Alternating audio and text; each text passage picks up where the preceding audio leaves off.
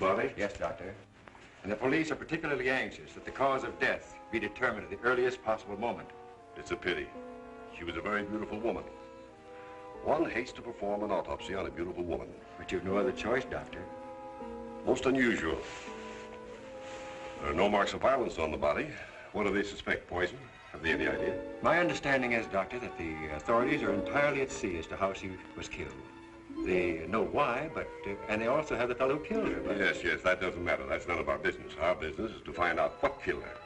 And yet, one often wonders, what could have caused the last thought that was cut off by death? If it was spoken now, what would it be? Yes, you're here. You found me at last. But you know what you killed me. I warn you. Don't come and outstep. No, don't, please. Don't.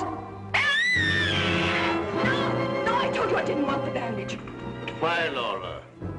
Why are you so opposed to the bandage?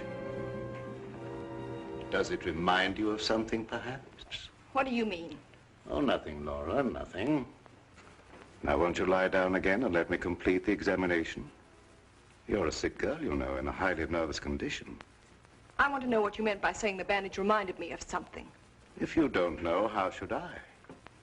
You don't fool me for a minute, Doctor. I know how you feel about me. Do you, Laura? Then I wish you'd tell me, for I don't know. I don't know how I feel about you at all. You're clever, Doctor. But I'm wise to you and that fool of a son of yours. How long have you been married to Ward now? Too long. And why don't you give him his divorce? He's asked you often enough. I'll give him a divorce when I'm good and ready. I see. I'm not afraid of anything he can do, or you, or anyone else. What's that? Your heart's beating like a trip hammer. I must warn you that this high state of nervous tension... What's that noise?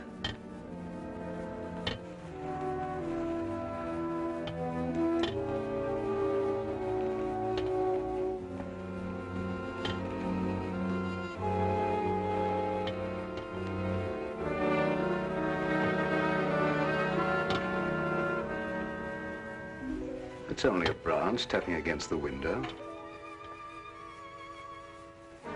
Now, my dear Laura, if you want me to help you, you must tell me what it is you fear. I told you I'm not afraid of anything. I know what's going on here. Someone's trying to scare me out, but it won't work, see? Here I am, and here I'll stay until I rot. I'm afraid there's more truth in that than you suspect. Laura, I must ask you not to cause Father any more trouble. I don't want you threatening him, you hear? You too. You're so cute. I'm sure you want to be alone. You're not going to make him pay for my mistake. What are you going to do about it? I'd like to... You'd like to choke me, wouldn't you, Ward? You haven't got the nerve. Here. This is the only thing you ever gave me. You can have it back. She's right. I gave her this when we were married. It's the only gift that ever passed between us. Ward, what do you propose to do about Laura? What can I do? She won't leave me. She won't give me a divorce. Well, things can't go on this way, you know. Dad, what is the matter with her? What do you think is wrong? I don't know. She wasn't this way until she began getting those letters from abroad, you remember? Yes, it had something to do with those letters. But you would have thought that when they stopped coming, that... What is it, Elizabeth? There's a patient, Doctor, a Mrs. Williams. Williams? That's the name she gave, and she's decked out like she's going to a horse show. I can't see anyone today. Ask her to make another appointment. Dad, please don't let what has happened interfere with your practice. Oh, very well. Send her in a few minutes. Sure, Doctor. Oh, yeah, that Bill Raymond's waiting. Do you want to see him? Who's he? That private cop who's always hanging around just hoping somebody gets murdered. Oh, yes. He's probably come for his check. Take care of it, will you, Ward? Yes. Elizabeth. Yes. This for you. Gee. Thanks, Mr. Roaring. But this belongs to Mrs. Van Ee, doesn't it? Not anymore. It's all yours. She won't get sore, will she? I don't want to have any trouble with her. You know how she is. I know. We all know a little bit. And I want to thank you for your patience. Run along now, Lilibet. Yes, Doctor.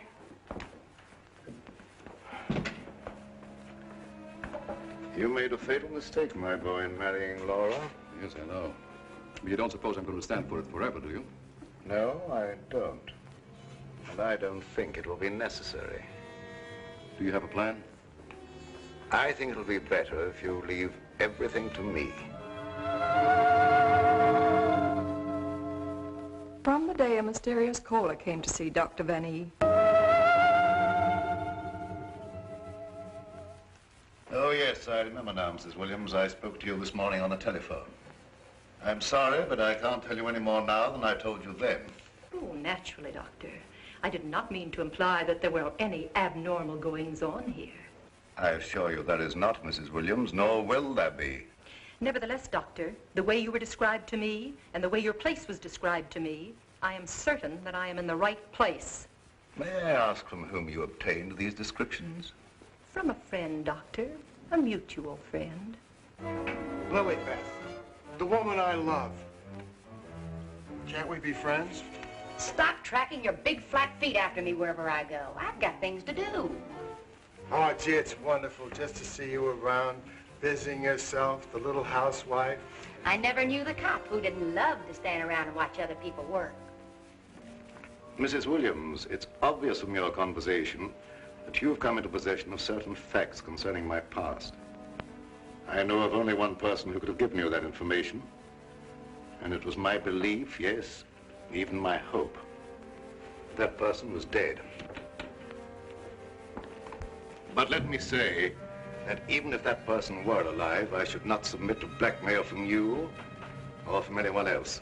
You show great courage, Doctor, for one in your unusual position. There has been no question of blackmail.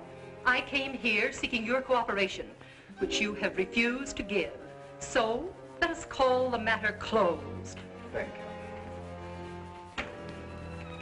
Au revoir, Doctor.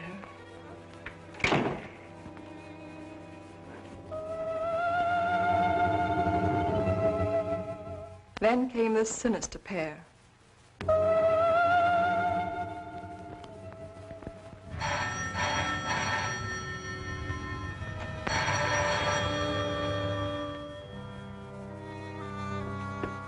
My little guardian of the doorbell. If you had waited another second, Indigo and I should have kicked the door in. Yes, sir. Sir,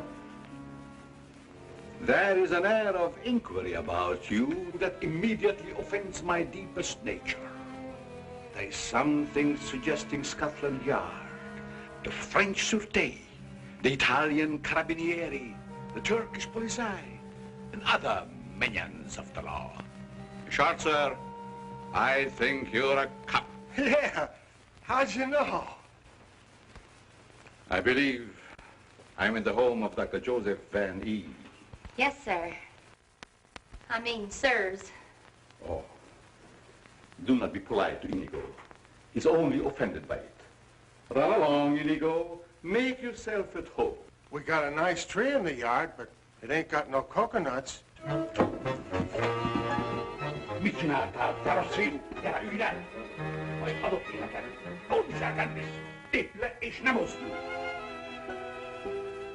My little friend Indigo is deaf and dumb. He cannot hear and he cannot speak. But he reads the lips, and I would advise you to say nothing to annoy him. For his temper is short, indeed. This, I presume, is Dr. Van Ee's private office. Yes, sir. But I really should announce you. My dear girl, if I allowed myself to be announced, I doubt I would be received anywhere. I'm sorry, really I am, but the doctor won't see anybody without an appointment. Appointment? I have had an appointment with him these 20 years. He will see me. Doctor, someone's coming! My dear doctor, truthfully can it be said that your house is your castle, protected by your countless slaves? So it is you, Leonide. I was warned you might appear like one of your own illusions out of nowhere. My dear Joseph, you have not changed a bit. Have you met my friend, Mr. Raymond? Raymond? Oh, Raymond. No doubt a relative of the great magician of the same name. Mr. Raymond is our private patrol officer. He keeps an eye on the premises for us. And other comings and goings. A very good idea, my dear Joseph, to have a private bodyguard at your beck and call. Well, you fellas are old friends, I can see that. Oh, yes. Old friends. Well, then maybe you'd like to be alone to talk over old times. A very good suggestion. Thank you, Mr. Raymond. I won't be far away, Doc. Well, so long, Mr. Leonide. Don't pull any more little men out of your hat. Well, Leonide, what brings you to me after all this time? The long arm of coincidence, my dear Joseph. Simply the long arm of coincidence. Aren't you glad to see me again? No, I can't say that I am. You with your foreign background and I, what have we two in common? Always truthful, Cousin Joseph. As when we were young men. You might have said no and saved your career. But you prefer to tell the truth and ruin yourself. What do you want here, Leonide? A few days' hospitality, my dear Joseph. Nothing more. Is that too much for one cousin to ask of another? Remember, we agreed not to think of each other as cousins again, Leonide. Bygones, my dear Joseph. And I'm willing to forget. And I suggest that you do the same. You've grown older, Leonide, but there may be something in what you say. I'm not one to hold a grudge. But don't do anything that will make me regret my action. You have my promise. Now, if you will show me to my room. Oh, I should say, I have a traveling companion from whom I am inseparable. Who? Indigo, a dwarf, one of the little men. He became very much attached to me when he lost his master. You do not object? What good would that do? How true. Very well. You may have the room next to my daughter-in-law. I know you like that. Oh, yes. The lady, who I'm told has an utmost horror of having her eyes blindfolded. A phobia of most interesting origin, I dare say. Something to think about. That night, my husband questioned Leonide about my past.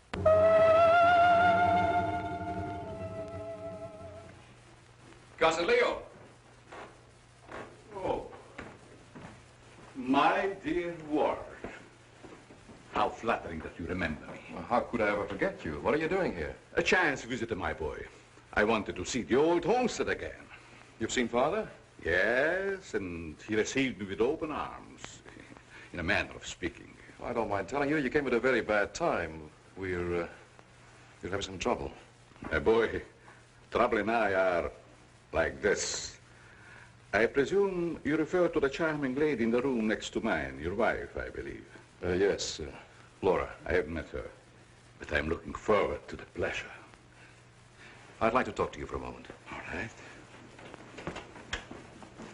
Perhaps you can help us. By doing what, my boy? You've been everywhere. You were caught in Europe during the war. I'd like to show you something. You may be just the person I'm looking for. If I can be of any service. Did you ever hear of a dance team called Renee and Lorette? I don't think so, my boy. And then again... There must have been such a team. Look. Renee and Lorette. The dance of the green mask in the green room in Paris.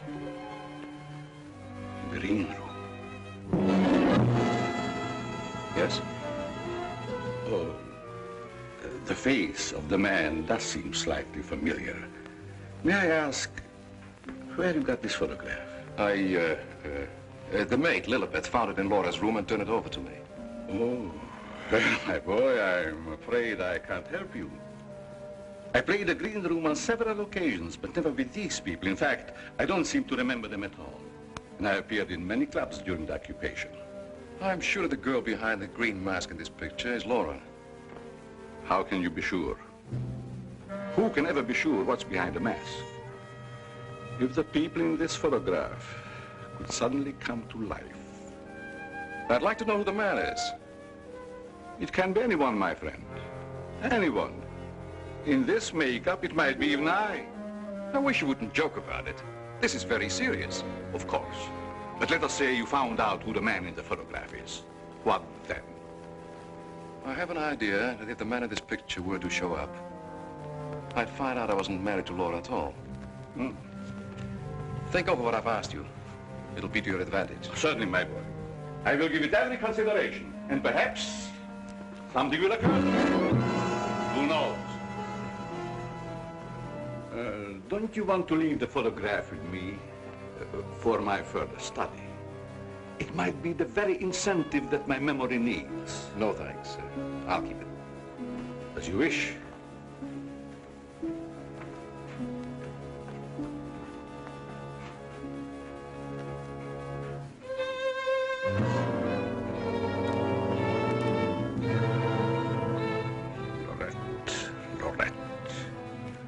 I'll make a bet the man in green will get you yet.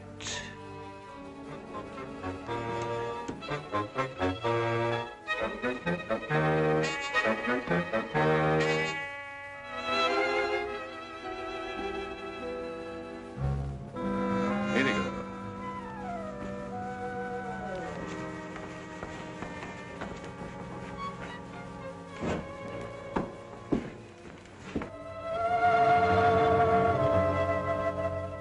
A gruesome surprise was in store for me the following morning.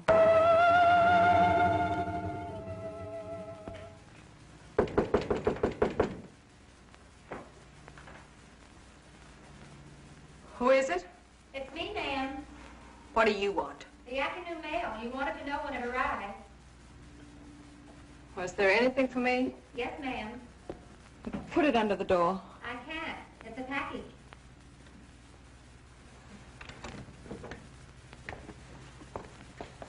What's in it? I don't know. It's against postal regulations to open other people's mail. That's never stopped you before. I'd like to know what you mean by that remark, ma'am. Oh, shut up and get out. Don't you want me to help you open No, it? I don't. Get out. It's addressed to you in green ink with a warning. Look out for the man with the green mask.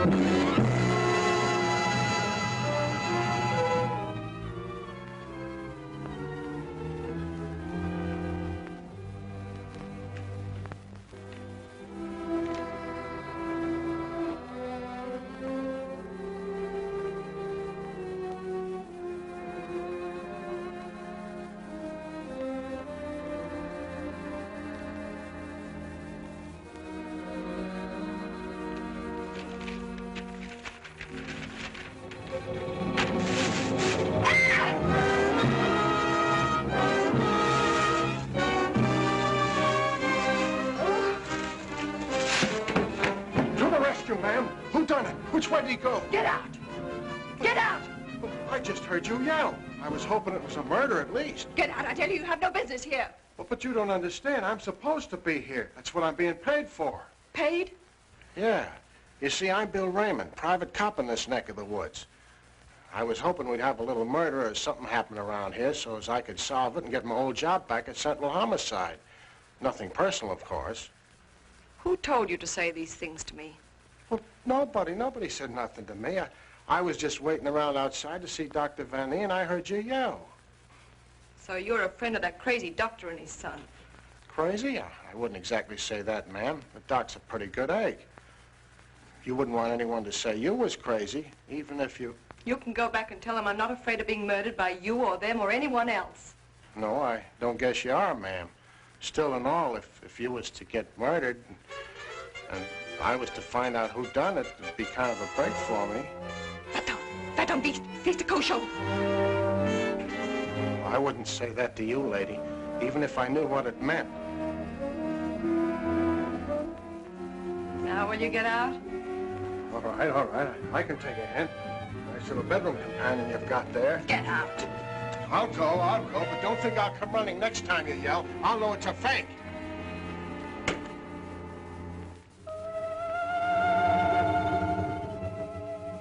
I became afraid and my mind started to crack.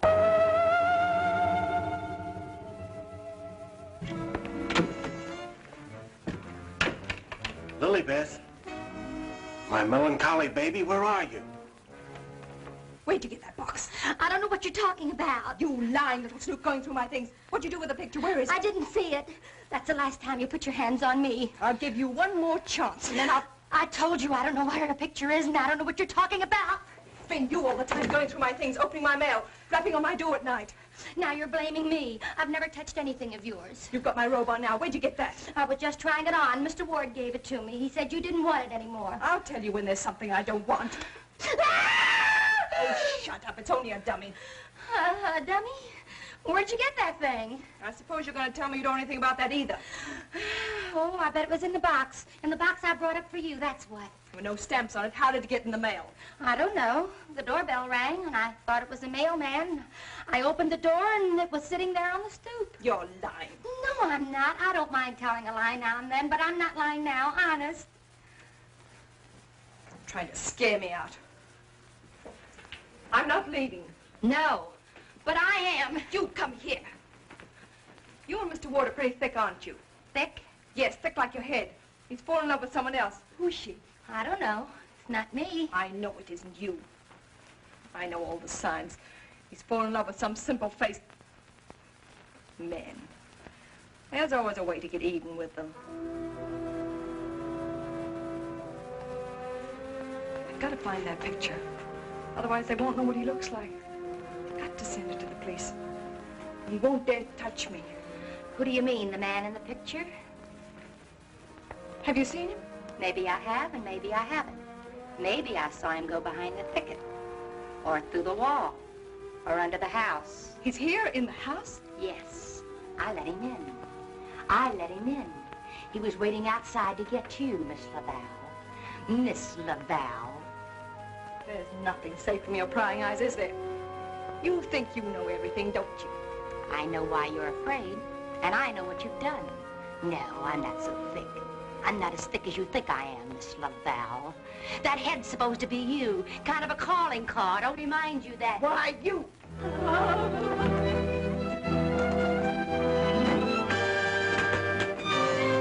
Excuse me, lady.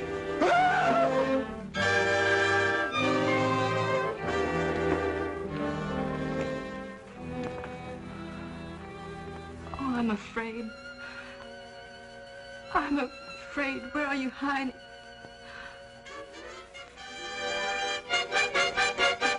Dr. Van Ee! Dr. Van Ee!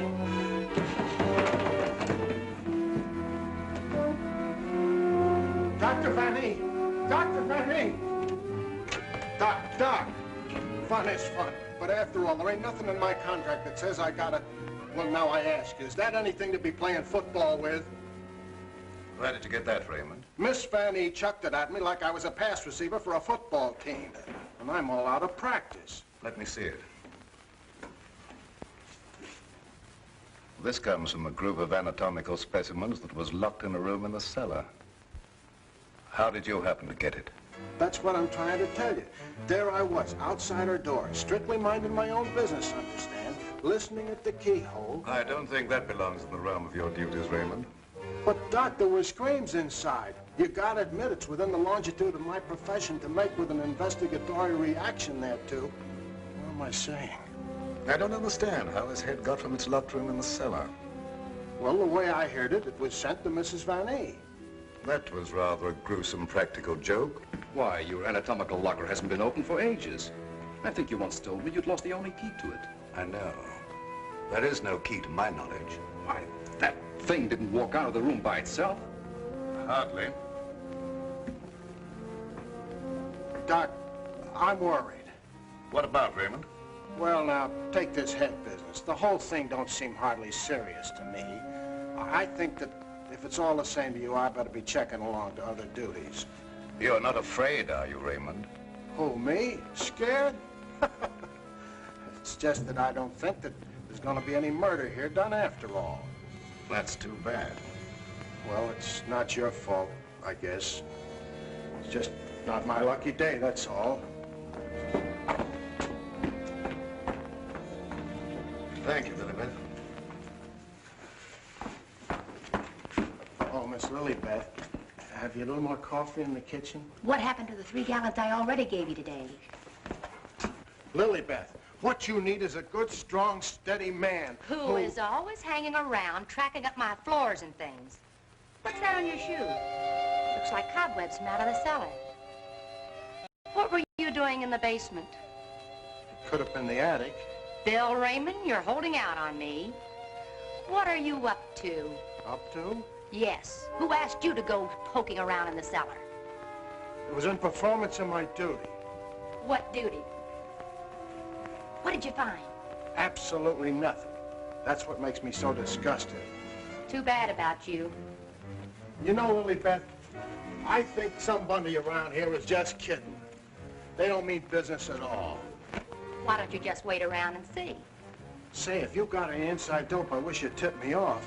If I'm ever going to get back to Central and prove I'm a good detective, I gotta have some clues.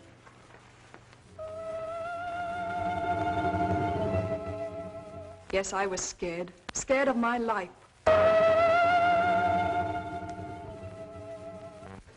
I expected big things of that ghoulish-looking guy, but he ain't delivered neither. I should say, in a way, you were entitled to expect big things from him. Leo was once confined in this house when it was an institution for the insane. Nerves, you know. Do tell. Well, then, he must know his way around the place, huh? I understand while he was here, he engineered an immense number of secret passages through which the guards could keep an eye on the inmates at night. Finally, he took one of these passages into the outside world, and we heard later he'd been seen in Europe. Ah, Europe. That's where history is being made today. Gee, I'd love to travel and... Well, perhaps you'll have an opportunity someday. Not if something don't happen around here pretty soon to make me famous. That Lilibeth. I've been trying to get a cup of coffee off of her all day. She don't care what happens to my metabolism. Metabolism. That's a good word. I wonder what it means.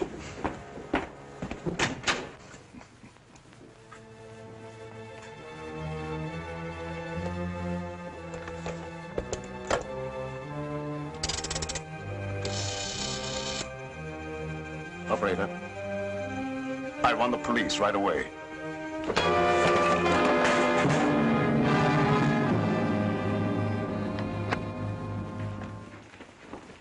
Stop crowding me. But, hon, don't you want me around to protect you? That Indigo guy might... Yes, but who's going to protect me from you? Lilibeth. My wild Irish rose. I just live for the day when I can take you out of all this. When I can slave and get you the luxuries in life. Gee, I'd gladly work my fingers to the bone to buy you expensive motor cars and furs and jewels and things and serve you breakfast in bed. What's the matter with me? Am I crazy? Yes, and I'd hate to hang by my neck until you got me all those things. Yeah, you might get a little blue in the face. Still and all I gotta do is to find myself one slightly murdered body, and I'm in. Stop looking at me.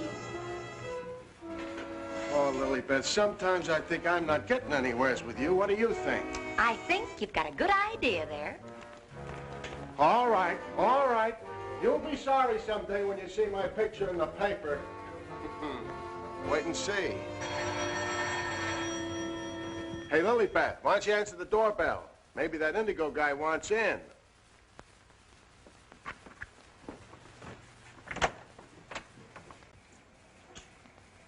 The doctor ain't home. You'll have to call some other time. Don't be silly. Don't say I didn't tell you. Close the door on your way out. Hey, wait a minute. Well, if it isn't Bull Raymond. Shh, Terry. You trying to ruin me? Ruin him. Come here, Bull. Meet Miss Cornell. How do you do, I'm sure. Likewise. How do you happen to be out with him? Cute, darling, don't you think? Flat at both ends, head and feet. You've heard me speak of him. Bull Raymond. Bill Raymond, if you please. Mr. Terry Lee, you so-called reporter. How do you happen to be out with a dish like this? Jane Cornell. Good for dull days in a man's life. Mr. Raymond. Oh, yeah, I remember. Terry told me about the time you shot up the dressmaker's dummy. Huh? Yeah, he said you closed in on what you thought was the murderer, but it turned out to be the dressmaker's dummy, and you shot it full of holes while the real murderer got away. My pal. So this is where you've been hiding after they kicked you out for that fiasco, huh? Bull Bill, I mean? What are you doing here? Can't a man rehabilitate himself in peace? Here I come, looking for an honest crime around here so I can solve it and get myself back to Central. And you come along and... Where's the body, Bull? Bill? There ain't no body. That's the trouble. No, let's keep it friendly. Friendly? What do you mean? Let's have it. Who killed who and why? Are you kidding? Did somebody get knocked off around here? Look, I don't like to be kidded either. Where is it hidden, Sherlock? Oh, Terry, you've been on the police beat so long that... Now listen, Bill, you know me well enough to know I wouldn't come out here just for the ride. Not when I could be, It just so happens there was a call to the police. Came from out here. And I happened to be there when it came through. Miss Cornell happens to be the operator. So she tipped me off. Told me the line had gone dead. So I smelled the story, and here I am for an exclusive. You see what I mean? What's in there? Well, that's the doctor's consulting room, but there ain't nobody in there. I've been standing here for quite a spell. Open it up. Let's take a look. That's funny. The lights in here ain't almost never out. In you go. Never do that. I could get killed that way. Is that bad? Oh, so nothing's happened around here, huh? It's busted.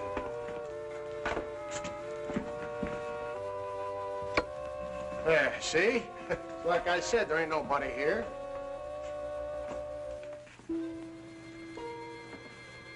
Hey, cut it out, will you? You're making me dizzy. Well, sure, somebody stumbled over it and pulled it out of the wall. Could happen anywheres.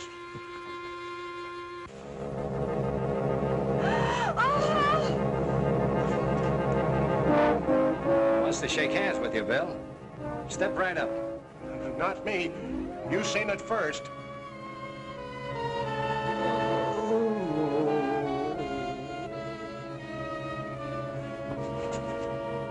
Doc! Raymond, did you try and kill me? Oh, why, Doc, why should I do that? You ain't paid me for last month yet. How long you been here? Now, let me see.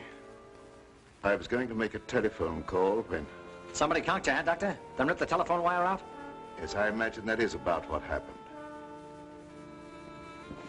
Who are these people? Well, they're all right, Doc. This is Terry Lee and Miss Cornell from the Times. We don't want any reporters here. Nothing's happened. Look, Doctor, nobody ever wants reporters, but then something happens, and there they are. But nothing has happened. I fell and hurt my head. Oh, I see. Then you got up again, put yourself on the table, and got all nice and pretty in that shroud there. You won't get any story here. And now, if you'll excuse me, I have some work to do. Doctor, do you mind if we stick around for a while? Seeing that nothing's happened, well, why not? Very well, you may stay for a while, but I warn you, if you make yourselves objectionable in any way, I'll have Raymond throw you out. Well, come on. You heard what the doctor said. He's busy. Get out of the office.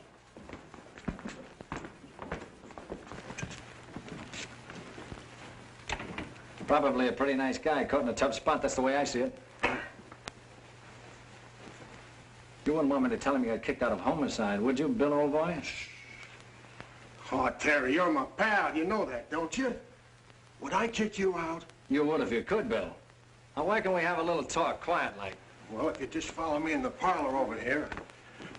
Oh, me too, darling, me too. Darling knows everything about everyone, and that's how I learned. Did that? I just sit at his feet and listen. Yeah?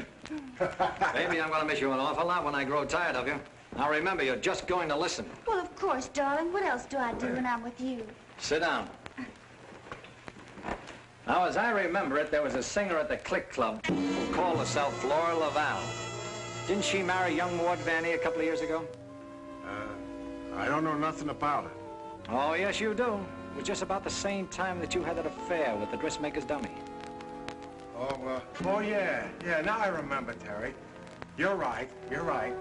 She was down at the Click Club, and it was her that married Ward. Wasn't that on a bet of some kind? Well, there was a party going on, and somebody dared Ward to ask the singer to marry him, and he thought at the time it was a good gag, and he went along with it. That's right. He got pretty high and then popped the question at her. How romantic. I just love that. Hush, dear. L-I-S-T-E-N. Oh. Well, that's how it happened anyway. Ward woke up the next morning and found himself married solid. He'd asked her, and she'd snapped him up. Oh, and they lived snappily ever after. I don't care. I think it was sweet.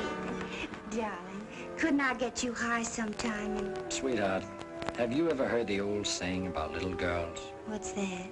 Little girls should be seen and not heard. Now go on, powder your nose. All right. I think I'll be shoving along, too. Now, wait a minute. We're just getting started.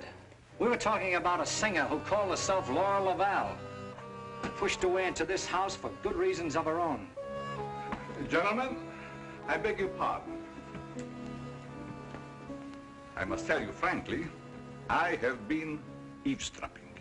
Professor Leonide, this is a reunion. My boy, you must forgive me. You seem to remember me, but I do not recollect you. When was it? What was it? Oh, Professor, it was a long time ago, and I was a kid up in the balcony in Albany. Yes? When you brought down the house with great feats of legerdemain. Oh. You remember, Professor? That was the night that the box office receipts disappeared, just like magic. Part of the act, my boy. Just a part of the act. It's a pleasure to meet one of my youthful admirers. Terry Lee of the Central City Times. Oh, the press? Well, it's nice to have known you. Wait a minute, Professor. What's your hurry? Are you afraid I might bring up the subject of those certain unfortunate recent connections of yours? Shut in the dark, my boy, I'm sure. And I will ignore it. Of course. And this young lady, no doubt a companion of yours. Jane Cornell, my fiancée. Delighted. Likewise, I'm sure. Delightful. And I would suggest to take very good care of her. Mr. Lee. Oh, I haven't had a chance to talk to him yet, Mrs. Van Ee. Never mind, I'll tell him myself. Darling, I met her upstairs and I told her all about you and that you know everything about everyone. Thank you very much, dear. Welcome to your living room, Mrs. Van Ee. Thank you, but it isn't my living room. I understand you're not unaware of my position in this house. Well, maybe you can tell us about it. I'm being kept a prisoner here against my will. I'm alone and friendless. I'm sorry. Why haven't you called the police?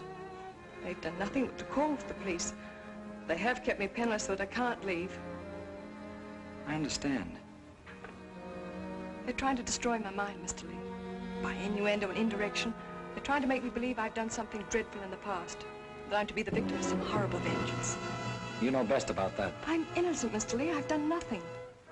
Now, this doctor's brought some stranger here with these tricks and illusions to further make me believe... You mean the professor and his little, Yes. You must help me, Mr. Lee. Laura, it's so good to see you downstairs again after all these days being locked in your room. You know perfectly well why I've remained locked in my room. Ward, this is Mr. Lee of the Times, the gentleman I told you about upstairs. Oh, yes. Look here, Mr. Lee. We don't want any more of that front-page splash stuff, such as I got when I married Laura. Your wife's been telling us that she's being kept here under constant threat. She is out of her mind. See what I mean, Mr. Lee? They don't overlook a single chance to put it in my head that I'm crazy. Perhaps I can explain, Mr. Lee. We don't believe there's anything wrong with Laura now. But we are sure something will happen to her mind if she continues to live under this strain. It's just as I told you. They're behind it. Can't I make that clear to you? They spend all their time trying to terrify me. They write me letters in green ink. They send me dummy heads wrapped in green paper. Anything to frighten me so I can't sleep. I can't think. The only thought in my head is that I'm going to be killed. These are very serious charges, gentlemen. And I might say it'd make a perfect front-page splash. Lee, if you dare print a word about those ravings of my wife... Don't do anything to make me think they aren't ravings, Mr. Van Ee.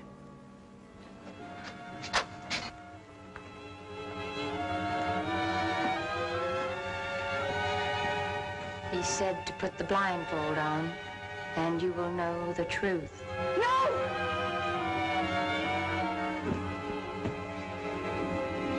What's wrong with her, Doc? Quiet, Raymond. You don't mean that she's... Dead, Raymond.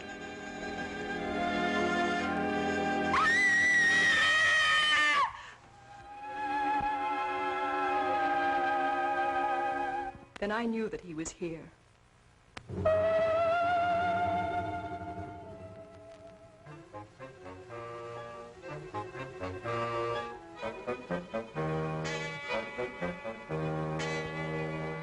She's coming out of it, but she's in an advanced state of shock. May be necessary to administer a sedative. That's intended to shut her up. I'd like to hear her do some more talking, Doctor. If her mind is allowed to dwell upon what's happened, that may be the breaking point. Well, you've got all the answers. Look here, Lee, I don't like your tone. If you have any insinuations to make them to me. Okay, I will. Suppose you and I talk this over downstairs. I don't recognize your right to question me. However, if it'll make you leave Father alone...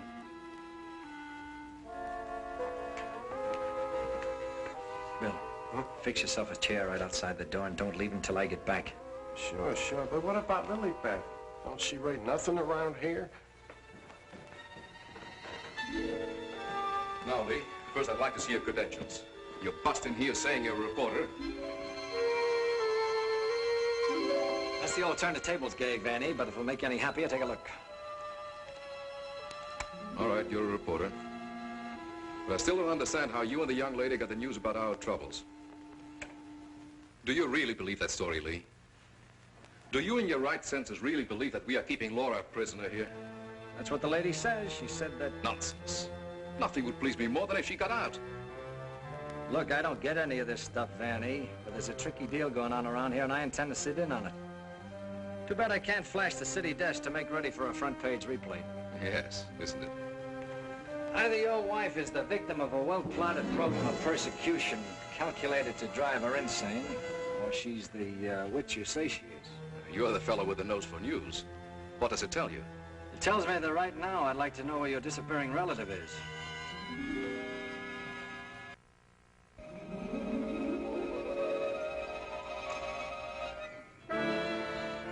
Get back, you fool. What's out there? I have a right to know.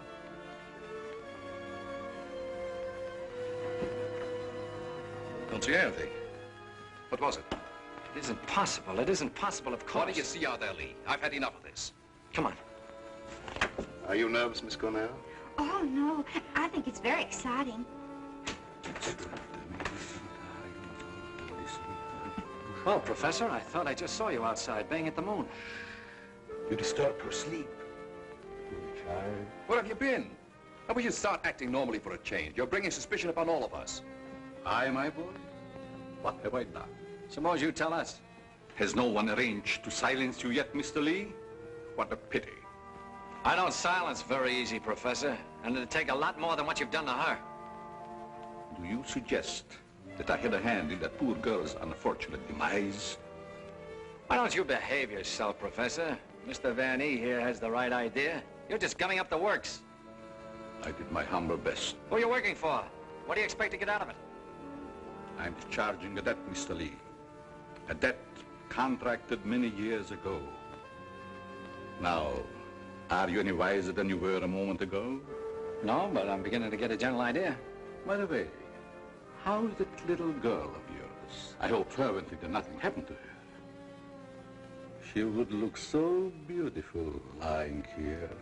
Look, Professor, I may not have been very smart in bringing Miss Cornell here, but if I thought you had any plan to do that... Why do you persist in making me the villain, Mr. Lee?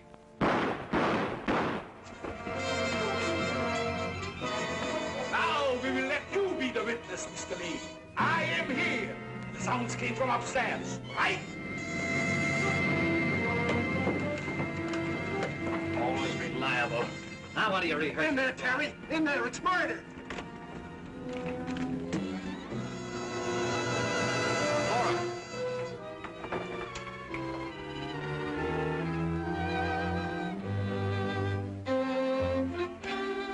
Jenny, wake up!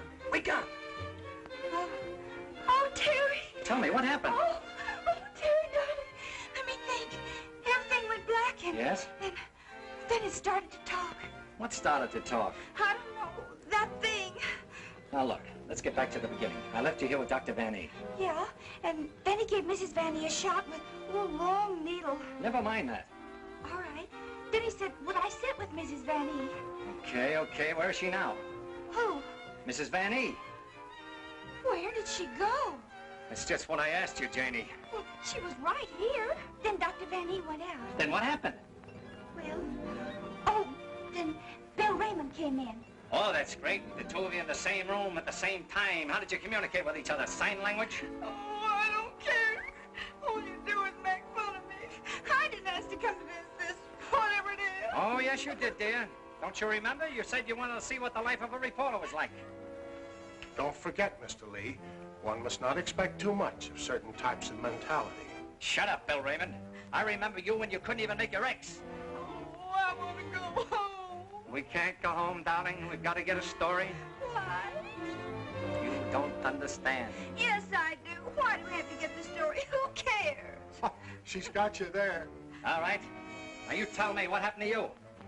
Me? Oh, well, you said to stay outside the door, and I pulled up a chair. That's right. She was inside the door and you were outside.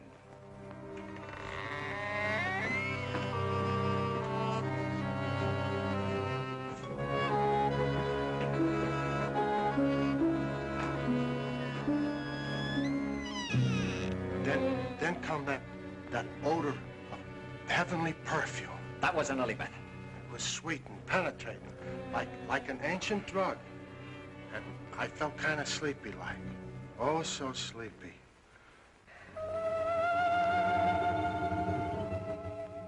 At last, he had me under his power.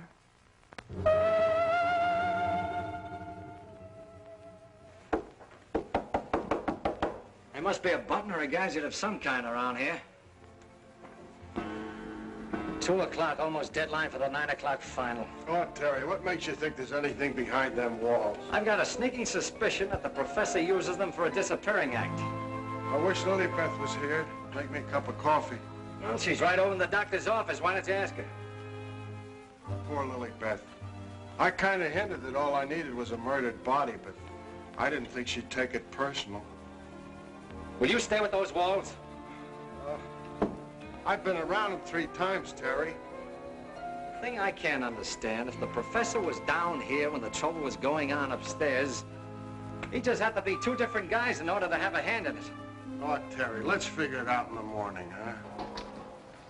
What's that?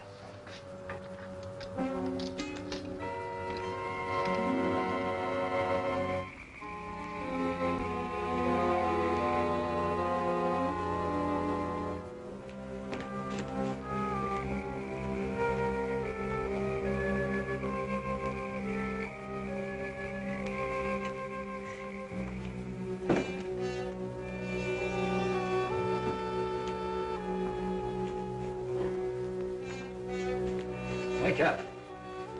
Either something or somebody opened the front door. Oh, that's the shortest night's sleep I've had in a long time. All right. Now that you're good and rested, let's see if we can understand what happened upstairs. Well, do you think it had something to do with that picture, maybe, that Lily Beth found in Mrs. Van Ee's room? What picture? Oh, the one with the couple with the 2 masks, you know, like we found, like that mask. Who has the picture now? Well, young Van Ee, I guess. That's the point.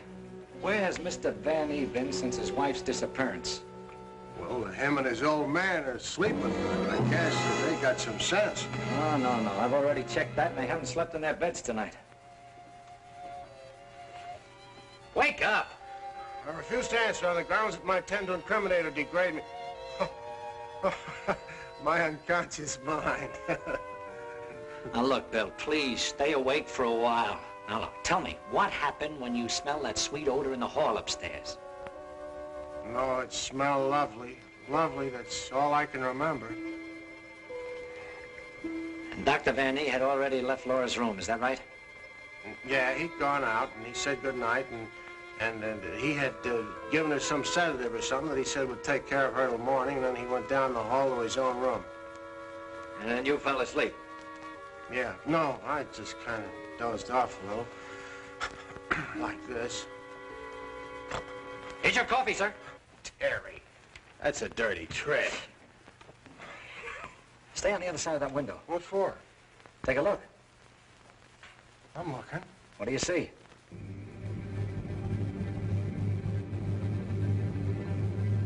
Why, it's Professor Leonide. You think so?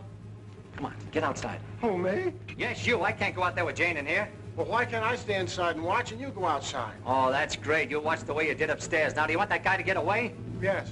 Standing there shaking in your boots. Aren't you ashamed of yourself? No. Well, you should be. Go on, Bill. This is your one chance to rehabilitate yourself. Wished I'd never even heard of the word.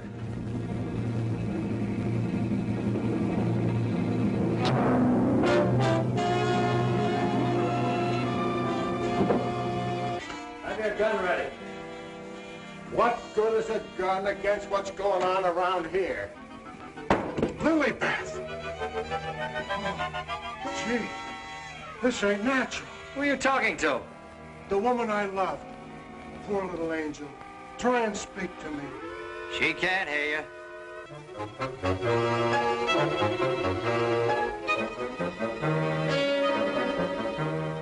What was you doing outside? You're supposed to be dead. Now you stay right here, honey. I gotta catch that guy in the shrubbery. Oh, gee. What are you doing to me, Lilybeth? I got work to do. Lilybeth, be reasonable, will you? If you don't cooperate, I'll never get back to Central. Never mind, Raymond. Take care of Lilybeth. Lilybeth! Yeah, that's who it was. I opened the door and she fell right in my arms. Like she had something special to tell me. You notice that fragrance about her? And to think this wilted flower was once even as you and I. Take her back into Dr. Van Ee's office. What's she doing wandering around? She's supposed to be a corpse. What happened to that guy outside? Never mind. You found her. I never knew she was lost. I missed her. I missed her from my office. Will you please take her back? What are you going to do? Yes, Doctor, and what have you been doing? We've turned this house upside down trying to find you. Hardly that, young man. If you'd done that, you would have found me. Now, Raymond, we can't allow this girl to remain in this condition any longer. But what can you do? She looks like a perfect stiff to me. Bring him into my office. Oh, Doctor, this may not be any news to you, but your daughter-in-law has disappeared. Oh, how dreadful. But let us say somewhat overdue, eh, Mr. Lee? You don't seem very surprised to hear about it. Young man, when you've been devoutly praying for something to happen, you accept your good fortune without question.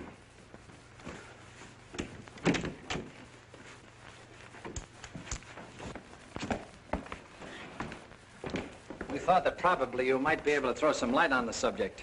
That's right, Raymond. Leave her there. There's absolutely nothing wrong with her. Huh? And you mean I've been pining away for nothing? She was put in a deep hypnotic sleep, that's all.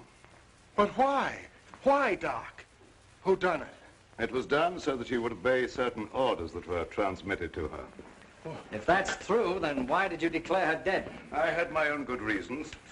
Would you give me one reason why you like to go around getting hit on the head? That must become a little monotonous. Mr. Lee, are you sure that you saw what you thought you saw?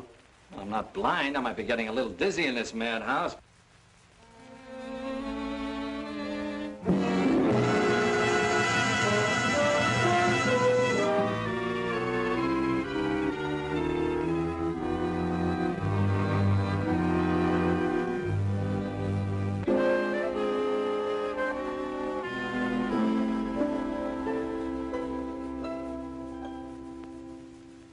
You know, Doctor, morning isn't very far off. And when the police get here, you've got an awful lot of explaining to do. You're in this up to your neck. By morning, let us hope no explanations will be necessary.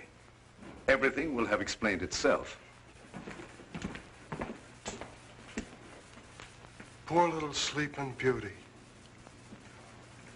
Do you suppose someone thought she looked weak-minded and picked her out to carry out his commands? That's not always the case, Raymond. If Leonide were here, we could settle this case very quickly. Gentlemen, it is my peculiar misfortune to always be in a position where I may eavesdrop. How can I be of service, Cousin Joseph? Oh, Professor. Ask me no questions, my friend, and I will tell you no lies. Leonide, you could undo certain mischief that has been done this girl. I know you can help if you will. I could, my dear Joseph. But I will not bring down the wrath of the unknown madman who is loose about these premises. It is a matter of self-preservation. I had nothing to do with hypnotizing this girl. I have an idea that she may have already carried out the unknown's orders and that he no longer needs her. Nevertheless, my dear Joseph, you must excuse me. Just a minute, Professor. I wonder what would happen, Professor, if in connection with your sudden reappearance here, somebody dug up the old story of why you swindled Dr. Van Ee and then ran off and let him take the rap. I will not be blackmailed, Mr. Lee. And I observe again that you're a young man who knows too much for his own good. And I would also like to know where you obtained all this information. You're extremely young to have your fingertips on events of 20 years ago. I have a memory like an elephant. I never forget something once I hear it. I'm a sharpie, Professor, as every one of you will admit before morning. Now, Doctor, I'd like to bore you with a few questions. I wouldn't mind, young man, if you had the slightest idea of what you were looking for. Maybe if we start back to the time around midnight, when you administered what you call a sedative to your daughter-in-law. Are you inferring that I had anything to do with Laura's disappearance? Why do you keep evading the issue, Doctor? You know you'll have to confess when the police get here anyway. I would remind you, young man, that you're making a direct accusation, and I refuse to answer. Look, I want the facts and I want them now. Let's cut out the mulberry bush routine. Listen, Bill, you're supposed to be a cop and you want to get back to homicide. Help me make the doctor loosen up. He knows a lot more than he's telling. Well, sure, I'll help Terry, but first let's get Lilybeth out of this. Maybe she can tell us something. Yes, Mr. Lee, it seems to me that you're not too anxious to have Lilybeth restored to consciousness.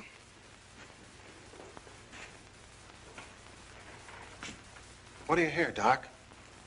Her heart's in a very depressed condition. Someone's been giving her orders by mental telepathy. Hey, could I learn to do that? Supposing Lilybeth was in the kitchen, could I telegraph her a wish for a cup of coffee, huh?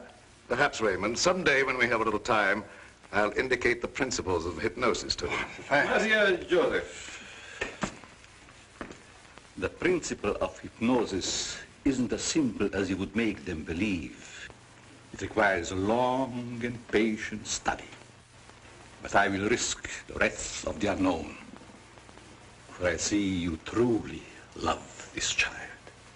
And for your sake, I shall use my knowledge. Oh, gee, thanks, Professor. You're solid.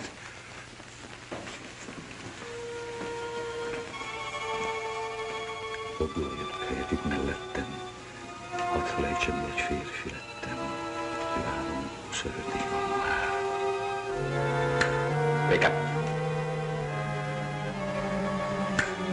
Wake up. Lilybeth, darling. Keep your big hands to yourself. What are you slapping me for? Professor, put her back to sleep. It's better that way. What have you been doing to me? Me? What have I been doing? Yes, what have you been doing? You gotta learn me that hypnotism trick. It's my only chance. Tell me, Lilybeth, what happened? Well, I can't seem to remember it. It all seems like a dream. Did you see anyone? No. But I do remember a perfume, a sweet odor. Yes, go on. Terry, darling. Oh, Terry, darling. Yes, Jane. What is it? Is it Halloween? No, it isn't. Then why was that green face bobbing up at the window? What? Yeah, a green face just like the one I saw in Miss Van Ee's room. You saw a green face in Mrs. Van Ee's room? Yes, darling, that's what she was shooting at. I mentioned it to you, but you're so scatterbrained. Yes, dear, I'm scatterbrained.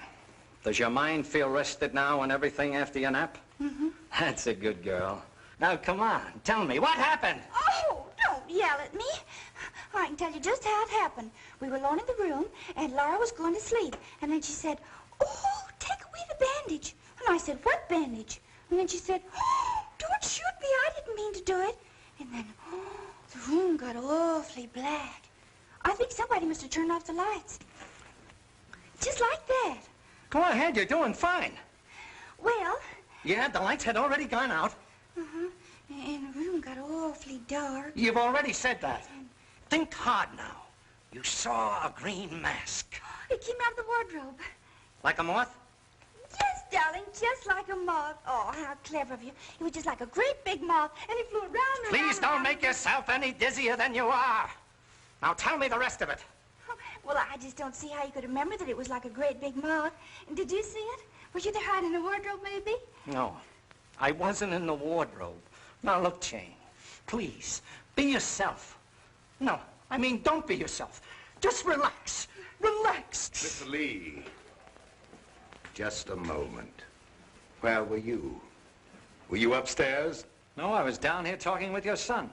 And by the way, where is he? Here I am, Mr. Lee. What can I do for you? Will you stop it? Yes, I was listening outside the door. You haven't answered my father's question yet. Oh, come on, take it easy, take it easy. Maybe you can tell us where you've been, Mr. Van Ee. Of course you don't know anything about your wife's whereabouts. Oh, go on, tell him where she is. I want to go home. I'm hungry.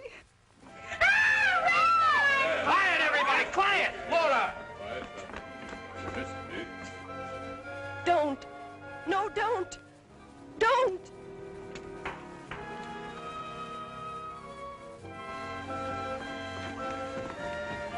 Laura! She's under a hypnotic spell. Ladies and gentlemen, it has been an exciting night, and you all are deserving of some explanation and relaxation for the strange goings-on. The guy who's doing the talking is behind the wall somewheres. Now you're getting smart, Sherlock. We introduce at this time the team of Lorette and Renee as they appeared at the height of their success in the green room of the Paris Crillon. Sure, the mask, the picture. Mademoiselle Lorette. Now I know who he is. Mademoiselle Lorette will now put a bandage over her eyes, the better to see the inner truth. Very good, Renee. Very good. Just like the old time. Would any member of the audience like to ask Mademoiselle a question? Come, Mr. Lee. You have been so full of questions up to now. I'm thinking, brother. We cannot keep Mademoiselle too long in this delicate mental balance. She has been under a great strain lately. Then I will ask the questions myself. Yes, Renee, I'm at your command. Are you afraid now? No, I'm quite safe. Will you tell the truth? Yes. They came to me and said your partner, he of the magic feats and rare impersonations, is a spy. But we can't prove it. We will give you 1,000,000 francs if you, Lorette, bring us that proof. Now we shall know. You gave them the proof they wanted? Yes. They took him away to be killed? Yes. What was he to you, this man you betrayed? This man you sold to the enemy for money? He was my husband. When they told you he was to be executed, you sent this man a gift for his last moment before the firing squad. What was it? It was a green scarf for his eyes. Like the one you're wearing now? Yes. Why did you send it? It was my scarf. I wanted him to know I had betrayed him because I hated him. He was good and kind, but I hated him for the power he had over me. I see. That is your only defense. You hated. You thought they shot him. You escaped to America. You thought you were safe. Then you found out he was alive and wanted revenge. Thank you, Mademoiselle Lorette. You may remove the bandage now. What do you see on the cloth, Mademoiselle? There's a hole in it. Yes. What else, Lorette? What else? There's blood on it. There's blood. I have come back. I am here. And I will have my revenge. No!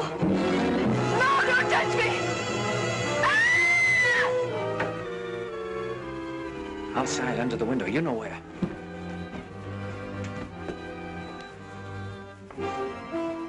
Yes, he had his revenge. She's been living in mortal terror that he'd find her.